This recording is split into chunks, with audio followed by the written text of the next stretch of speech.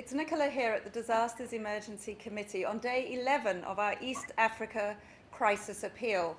And we have a very special lineup today for our Facebook Live session.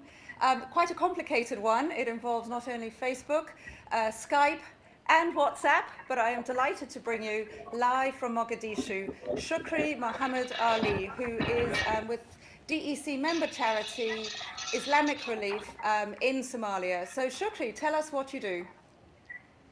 Thank you very much. My name is Shukri Muhamed Ali. I'm the area manager for South Central, and I'm working in Somalia. I'm currently based in Mogadishu. That's fantastic. We're delighted to have you live from Mogadishu. Please, tell us what the situation is like in Somalia. Obviously, you're actually based there, so you know firsthand what the situation is. Please share with our viewers. Yes, the situation has been deteriorating since January up to now March. And so far, we are saying that more than 6.2 million people have been displaced and are in need of humanitarian assistance. And we are saying that the population of Somalia is 12.5 million. That means 6.2 extremely very high. And the number of children who have been affected with acute water diarrhea, AWDD cases, are 13,599 cases with 343 deaths from January to March. If I may continue, the people who are in need of food aid are 4.5 million people, and people who have been displaced due to the current rounds are 250,000 persons. Currently in Somalia, we have internally displaced people of about 1.1 million, and that is a snapshot of the situations in Somalia currently. It really is a terrible situation. I know we've seen a lot of pictures on our screens here in the UK about how awful it is, but those figures and the number of people involved is truly dreadful. Talk about, I mean, as you're actually, there on the ground, I think our viewers would be very interested to hear what the actual aid is that you're delivering and how you go about delivering it to the people. Surely, it's normally delivered, and though there are few challenges here because of the needs extremely very high. Food is coming, yes, people are receiving it, only that the needs are very high. The first things that is usually done is the need assessment, identifications of the vulnerable people at risk. We said 1.1 million people have been displaced, but who are more vulnerable than the other because the resources are limited. And then after doing the need assessment and identifying of the vulnerable, we now do the actual distribution. But before that, we have to do the coordination and the talking of all stakeholders, especially the local authority, who are very paramount because of the security. You also involve other partners or other NGOs who are also on the ground on specific things to do. And then you also do the mobilizations of the beneficiaries. Now you start doing the practical aspect. You give them ratio cards to identify that this was your target. Then you identify a very good site for distribution, which has a very good security and everything. And then using your other documentation and the system in place, like the registries, documentation and everything, now you carry out the practical food distributions. Yeah, that's, it sounds like a logistical challenge on a very great scale. So what, the aid is getting through, is it? Surely aid is getting through, but we have limited resources. The needs is more than what we get. The resources are limited. The population of the people who are in needs are extremely very high. The area is vast, it's very big, from north to south to west. We have South Central, which have more than 18 regions. We have Puntland, we have Somaliland, and Somalia has the longest coastal lines, and it's about 3,000. So we are talking of the entire country, which is very big. And when you said you can travel by road, you can even take 2 weeks to travel it. So AIDS is getting through, only that we have limited resources on the ground. Yeah, I mean, that's one of the reasons we've been doing this big fundraising drive here in the UK, and the British public has responded incredibly generously, and we've raised over £35 million so far. But as Shukri has explained to us, the scale is incredible. Well, Shukri, thank you so much for joining us. The technology held up, so that was quite a feat, I have to say. Thank you very much. Thank you very much. You too. Thanks. You're welcome. Bye-bye. Bye.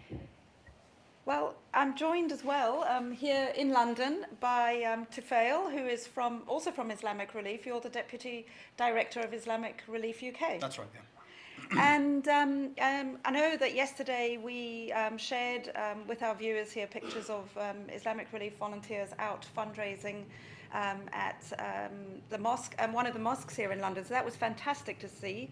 As we've said, a large amount of money needs to be raised because the situation in Somalia truly is dreadful. Now, you're just back from Somalia three days ago. Tell us more about the situation there. You've heard it before. It's a devastating situation on the ground.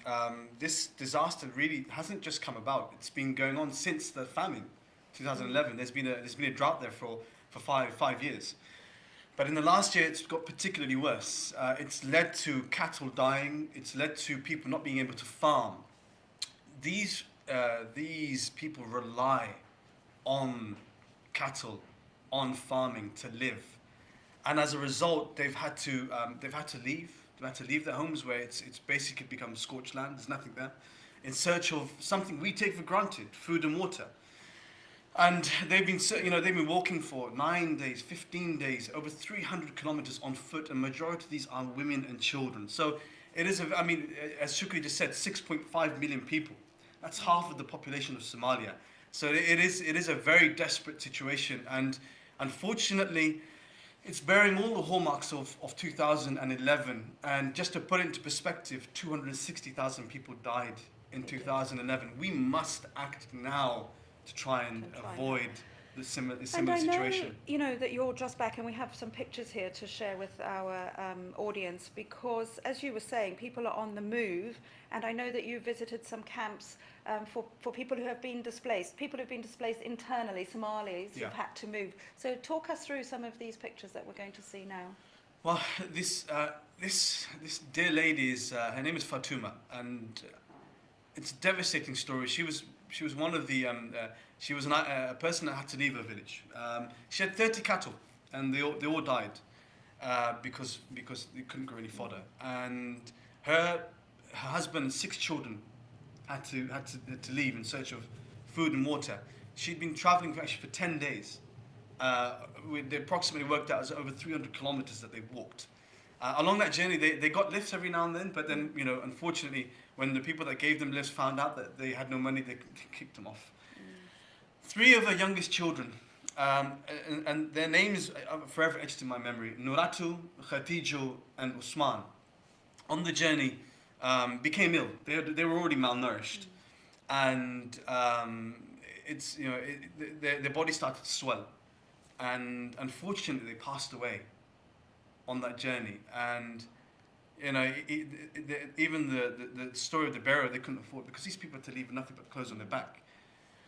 And they had to sort of, the nearest local village, they went there and they fundraised for them and helped them to bury the children. And speaking to Fatuma, it was just it's a harrowing experience, because she was still in a state of shock, and you could see in her eyes, it was just there was just blankness there, and it was horrible situation.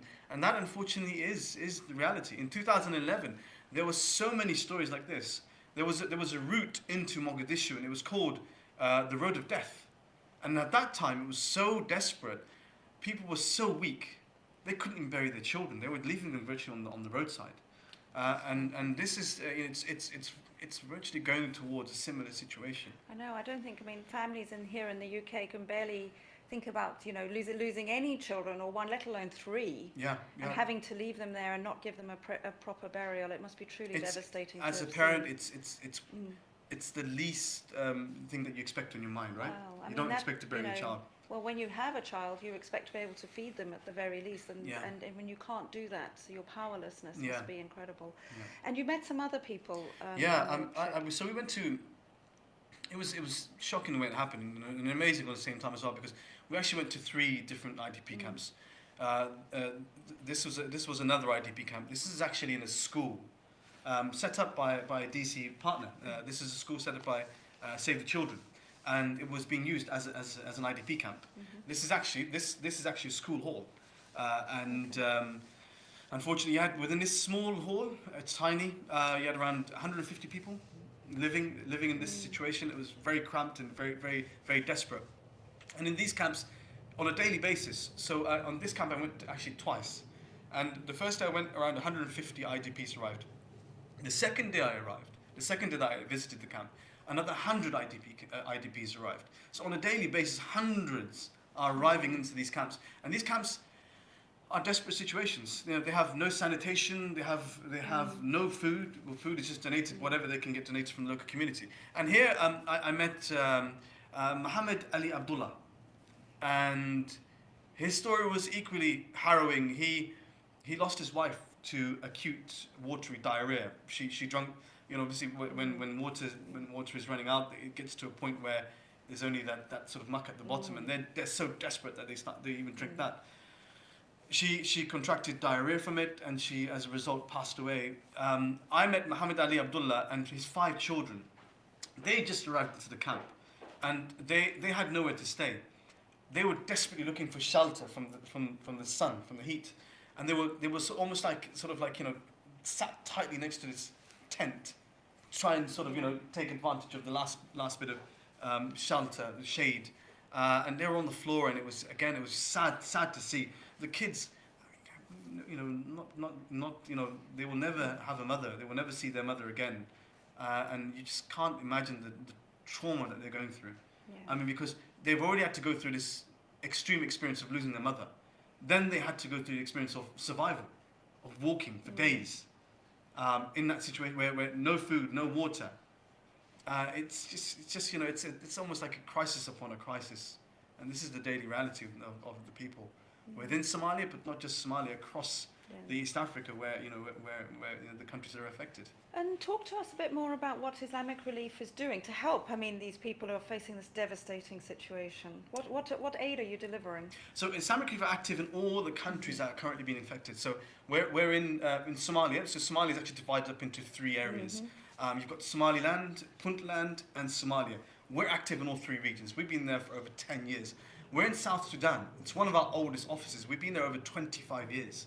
So we're in South Sudan, we're in Sudan, we're in Kenya, we're also in Ethiopia. At the moment, it's all about humanitarian aid. And the teams are geared up to distributing food and water. That's at the moment. When I was there, I was fortunate enough to assist a distribution in that actual camp there, on the outskirts of Mogadishu. And we distributed 300 food packs to families. And the food packs consisted of 25 kilograms of flour, 25 kilograms of rice, 5 kilograms of sugar, 900 grams of powdered milk, and also 5 liters of vegetable oil. So, you know, staple items. And you got to remember that these guys, majority of these people haven't eaten, you know, a morsel of food for days. So, you know, I saw the way that, you know, the wonderful people that when we handed over the gift, and you have to be obviously as dignified as possible in that. You know, the happiness that was etched on their face, almost like, you know, the relief. It was very inspiring to see, and it's all possible because of wonderful donors out there. Yes. And tell me, so how, you know, the big picture of getting aid through, you've spoken about some specific examples of how you do it, but how do you get it across all of these regions on this massive scale? So the way that Islamically, we have a family, it's called Islamically Family.